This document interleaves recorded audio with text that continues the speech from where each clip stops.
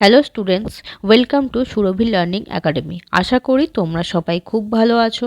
আমি তোমাদের সুরভি ম্যাম, আর আমি আবারও চলে এসেছি তোমাদের জন্য একটা নতুন ক্লাস নিয়ে। আজ আমাদের আলোচনার বিষয় ক্লাস 6-এ সায়েন্সের চ্যাপ্টার 11 কতগুলি বিশেষ প্রাণীর বাসস্থান ও আচার আচরণ। আজ এই অধ্যায়ের আমরা পার্ট 2 আলোচনা করব। আজ আমরা পিঁপড়ে, উইপোকা এবং মৌমাছিদের আচরণ সম্পর্কে জানব।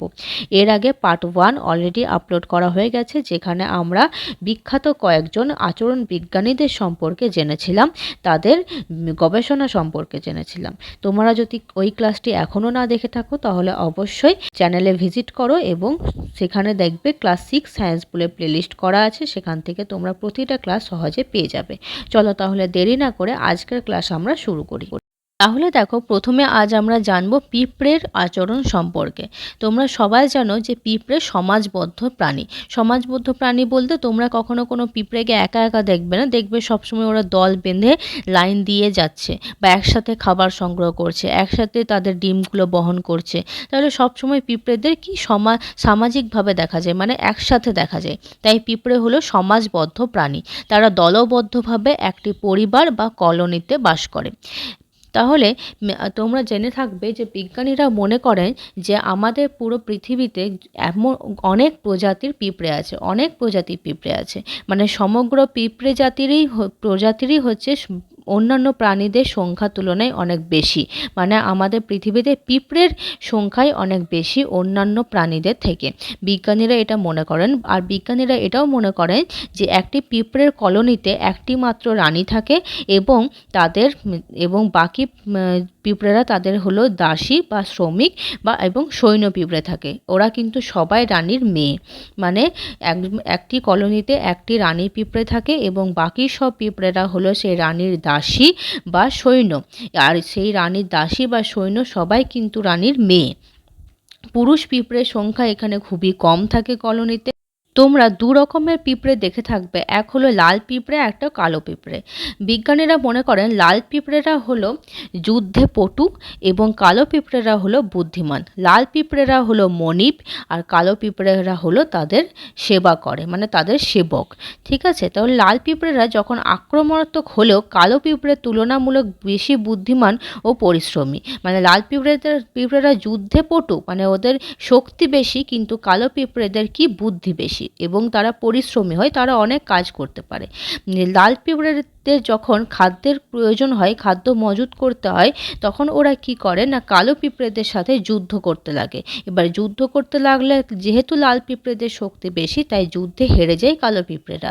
তখন কালো পিঁপড়েদের ডিমগুলো ওরা বয়ে নিয়ে আসে নিজেদের কলোনিতে। মানে লাল পিঁপড়ে নিজেরাই নিজেদের কলোনিতে নিয়ে আসে এবং লাল পিঁপড়ে যখন ওই ডিম ফুটে যখন কালো পিঁপড়েদের বাচ্চাগুলো হয়, তখন সেই কালো পিঁপড়েদের নিজেদের সেবার কাজে লাগিয়ে দেয়। মানে তাদেরকে সেবক বানিয়ে রাখে। এই কালো পিঁপড়ের ডিম বা শুটকি লাল পিঁপড়েরা নিজেদের বাসায় নিয়ে যায় এবং বড় হলে তারা লাল পিঁপড়ের জন্য কাজ করে। শীতকালে পিঁপড়েরা মাটির নিচে বাসায় থাকে এবং আগে থেকে সঞ্চিত খাদ্য খায়। এছাড়াও যাযাবর পিঁপড়েরা স্থায়ী বাসা তৈরি করে না, তারা এক স্থান থেকে অন্য স্থানে ঘুরে বেড়ায়। এছাড়াও চাষি পিঁপড়ে যারা মাটির নিচে বাসা বানিয়ে ওরা কি করে কাটা পাতায় ছত্রাক চাষ করে এবং সেই ছত্রাকই তাদের খাদ্য। কিছু পিঁপড়ের নিজেদের পেটকে খাদ্য ভাণ্ডার অর্থাৎ জ্বালা হিসাবে ব্যবহার করে, পরিবারের জন্য খাদ্য জমিয়ে রাখে। তাহলে এখানে পিঁপড়েদের সম্পর্কে আমরা কি জানলাম না, পিঁপড়েরা হলো সমাজবদ্ধ জীব, তারা কলোনিতে বাস করে এবং তাদের কলোনিতে একটি মাত্র রানী থাকে এবং অসংখ্য সৈন্য এবং দাসী থাকে। কিন্তু সৈন্য বা দাসী বলো, এরা সবাই কিন্তু রানীর মেয়ে। পুরুষের সংখ্যা খুবই কম থাকে এবং তাদের খুব একটা গুরুত্বপূর্ণ ভূমিকা নেই। এবারে কি হয়েছে না, পিঁপড়ে দু রকমের হয়, লাল পিঁপড়ে, কালো পিঁপড়ে। লাল পিঁপড়েরা কি যুদ্ধে পটু, ওদের শক্তি বেশি, এবং কালো পিঁপড়েদের বুদ্ধিমান এবং পরিশ্রমী। যখন লাল পিঁপড়েদের খাবার মজুত করার প্রয়োজন হয়, মানে খাবারের প্রয়োজন হয়, তখন ওরা কি করে কালো পিঁপড়েদের সাথে যুদ্ধ করে। এবারে কালো পিঁপড়েরা হেরে যায় এবং প্রাণে হারায়, মানে মারা যায়। তখন কি করে, তখন লাল পিঁপড়েরা কালো পিঁপড়েদের গর্ত থেকে, মানে কলোনি থেকে ডিমগুলো মুখে করে নিয়ে আসে নিজেদের কলোনিতে এবং সে ডিম ফুটে যখন কালো পিঁপড়েদের সন্তান হয়, তখন তাদেরকে লাগিয়ে দেয় নিজেদের সেবার কাজে। অর্থাৎ লাল পিঁপড়েরা হলো মনিব এবং কালো পিঁপড়েরা হলো কি না তাদের সেবক।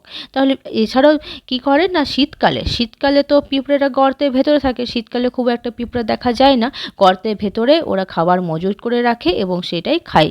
এছাড়াও যাযাবর পিঁপড়ে আছে এক ধরনের, তারা স্থায়ী কোনো বাসা তৈরি করে না, তারা এক স্থান থেকে অন্য স্থানে ঘুরে বেড়ায়। চাষি পিঁপড়েরা কি করে মাটির নিচে বাসা বানিয়ে থাকে এবং কাটা পাতা পচা পাতার মধ্যে ছত্রাকের সৃষ্টি করে, সেই ছত্রাকই হলো তাদের খাদ্য। কিছু পিঁপড়ে নিজেদের পেটকে খাদ্য ভাণ্ডার হিসেবে ব্যবহার করে, অর্থাৎ নিজেদের পেটের মধ্যে খাদ্য সঞ্চয় করে রাখে নিজের পরিবারের জন্য। তাহলে এই হলো পিঁপড়ে।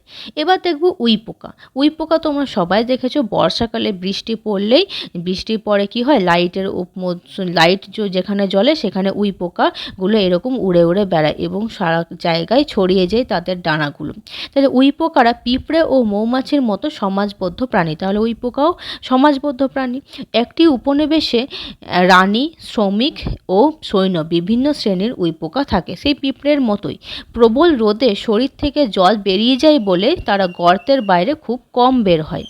তাহলে তোমরা সবাই জানো যে যখন খুব রোদ দেয় তখন কি উইপোকা দেখতে পাই? আমরা পাই না। যখন খুব বৃষ্টি পড়ে বা যখন ঠান্ডা হয়ে যায় পরিবেশটা বৃষ্টি পড়ার পর, তখন সব গর্ত থেকে উইপোকাগুলো বেরিয়ে যায় এবং ঘুরে বেড়ায়। তাহলে গর্তের বাইরে খুব কম বেরোয় যখন খুব রোদ থাকে তখন। কেন কম বেরোয় না, তাদের শরীর থেকে জল বেরিয়ে যাবে বলে। রোদের সময় যখন ওরা গর্ত থেকে বেরোয় না, তাহলে কি ওরা তখন যাতায়াত করে না, এক স্থান থেকে অন্য স্থানে যায় না? যায়। তারা এক স্থান থেকে অন্য স্থানে যাওয়ার সময় কি করে না, মাটির সুড়ঙ্গ তৈরি করে, মানে মাটির মধ্যে ভেতরে রাস্তা তৈরি করে এবং তার মধ্যে দিয়ে চলাচল করে। তাদের বাসায় তাপমাত্রা ও আর্দ্রতা প্রায় স্থির রাখার বিশেষ ব্যবস্থা থাকে। উইপোকার প্রধান খাদ্য হলো কাঠ ও কাঠ জাতীয় উদ্ভিদ, যাতে সেলুলোজ থাকে। তোমরা সবাই জানো, দেখবে কাঠে অনেক দিন ধরে যদি কোনো কাঠের কোনো আসবাবপত্র রাখা থাকে কোনো ভিজে জায়গায় মেনলি, তাহলে কি হয় না সেখানে উইপোকা ধরে যায়, দেখবে উইপোকাদের মাটি উঠে যায়। তখন উইপোকা তাহলে প্রধান খাদ্য কি? প্রধান খাদ্য হলো কাঠ। দেখবে কোনো গাছে, আম গাছে বলো বা কোনো গাছে দেখবে উইপোকা ধরে যায়, কাঁঠাল গাছে, তাহলে তখন কাঠ জাতীয় উদ্ভিদ। তাহলে তা কেন ওদের প্রধান খাদ্য কাঠ না, তাতে কি আছে, তাতে সেলুলোজ আছে। উইপোকার অন্ত্রে থাকা একটি বিশেষ জীবাণু আছে যারা সেলুলোজ হজম করতে পারে। মনে রাখবে যে আমরা মানুষরা কিন্তু এই সেলুলোজ হজম করতে পারি না, মানে আমরা কাঠ খেতে পারি না, মানে মানুষ যদি কাঠ খায়ও তখন তার মধ্যে সেটা হজম হবে না, কারণ আমাদের পেটে বা আমাদের অন্ত্রে সেই রকম কোনো জীবাণু নেই। কিন্তু উইপোকার অন্ত্রে এক প্রকারের জীবাণু আছে যারা সেলুলোজ হজম করতে সাহায্য করে। প্রকৃতিতে মৃত গাছপালা ও কাঠ পচিয়ে পরিবেশের ভারসাম্য রক্ষায় উইপোকার গুরুত্বপূর্ণ ভূমিকা আছে। এবারে মৃত গাছপালা কাঠ পচিয়ে এবার উইপোকা কি হয়, যেরকম আমাদের আসবাবপত্রে ধরে যায় তখন আমাদের বিরক্ত লাগে, কিন্তু প্রকৃতিতে কোনো মনে করো মৃত গাছপালা বা কাঠ এরকম পড়ে আছে, তখন সেগুলোতে কি হয়, উইপোকা সেগুলো খেয়ে নেয় এবং সেগুলো পরিষ্কার করে দেয়, মানে তখন নোংরাটা চলে যায় ওখানে। তাহলে এই হলো উইপোকা। এবার দেখব মৌমাছি। তাহলে পিঁপড়ে আর উইপোকার মতো মৌমাছিও হলো এক রকমের সমাজবদ্ধ প্রাণী। কোনোদিন দেখবে কোনো মৌমাছি একা একা ঘুরে বেড়াবে না, ওরা সবসময় দলবদ্ধভাবে মৌচাকে বাস করে। একটি মৌচাকে একটি রানী মৌমাছি থাকে এবং শ্রমিক ও পুরুষ মৌমাছি থাকে। তাহলে এখানেও সে একই রকমের, যে একটা রানী মৌমাছি এবং বাকি শ্রমিক ও পুরুষ মৌমাছি আছে। মৌচাকের মধ্যে শ্রমিক মৌমাছিদের কাজই অনেক বেশি। কি না, শ্রমিক মৌমাছিরা রানীর যত্ন নেয়, সন্তান লালন পালন করে এবং মৌচাকের সব কাজ করে, মধু সংগ্রহ করে এবং মৌচাককে রক্ষাও করে। তাহলে শ্রমিক মৌমাছির কাজ অনেক আছে। ছাড়াও শ্রমিক মৌমাছিরা মৌচাক তৈরি করে। কিভাবে মৌচাক তৈরি করে না, নিজেদের গা থেকে মোম জাতীয় এক ধরনের পদার্থ বেরোয়, সেই মোম জাতীয় পদার্থ দিয়ে এই মৌচাকটা তৈরি করে। এবারে মোম জাতীয় পদার্থ দিয়ে তৈরি হলে যখন বৃষ্টি পড়ে তখন কি হয়, মৌচাকটা ভিজে যায়। এবার মৌচাক ভিজে গেলে তার মধ্যে থাকা ছোট ছোট বাচ্চা মৌমাছিরা তাদের কোনো ক্ষতি হয়ে যাবে, সেই ক্ষতি আটকানোর জন্য ওরা কি করে, ক্রমশ ডানা দিয়ে সেই মৌচাকটাকে শোকানোর চেষ্টা করে, মানে নিজেদের ডানা দিয়ে বাতাস করে সেই মৌচাকটা শোকানোর চেষ্টা করে। তো এই হলো মৌচাক। এবারে ওরা কিভাবে ফুলের রস সংগ্রহ করে না, ফুল থেকে নেকটার বা মধুর রস সংগ্রহ করে মৌচাকে এনে মধু তৈরি ও সঞ্চয় করে। তাহলে না, ফুলের রস থেকে ওরা কি তৈরি করে দেয় না মধু তৈরি করে। নিজেদের শরীর থেকে নিঃসৃত মোম দিয়ে মৌচাক তৈরি করে। মৌচাকের তাপমাত্রা বেড়ে গেলে ডানা ঝাপটিয়ে বাতাস করে তা ঠান্ডা রাখে। যখন তাপমাত্রাটা যদি বেড়ে যায়, যেমন ভিজে গেলে যেমন শুকানোর জন্য ওরা ওরা ডানা ঝাপটিয়ে বাতাস করে, সেই রকম মৌচাকে যদি তাপমাত্রাটা বেড়ে যায় তখনও ডানা ঝাপটিয়ে বাতাস করে তা ঠান্ডা রাখে। শত্রু আক্রমণ হলে হুল ফুটিয়ে আত্মরক্ষা করে। এবার যদি কেউ মৌচাকে হাত দিতে যায় তখন তাকে আত্মরক্ষা করবে, মানে নিজেদের আত্মরক্ষা করবে কিভাবে, না হুল ফুটিয়ে।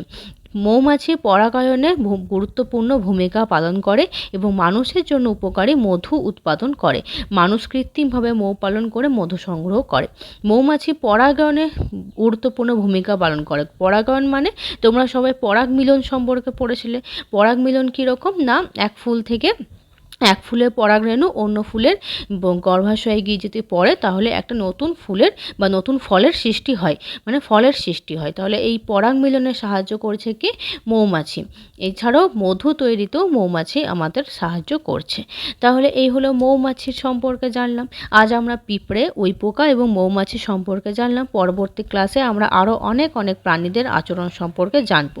তোমাদের যদি ক্লাসটি ভালো লেগে থাকে তাহলে অবশ্যই লাইক করবে এবং চ্যানেলটিকে সাবস্ক্রাইব করবে। চলো তাহলে আজকের মতো এই অবধি। তোমরা সবাই খুব ভালো থেকো।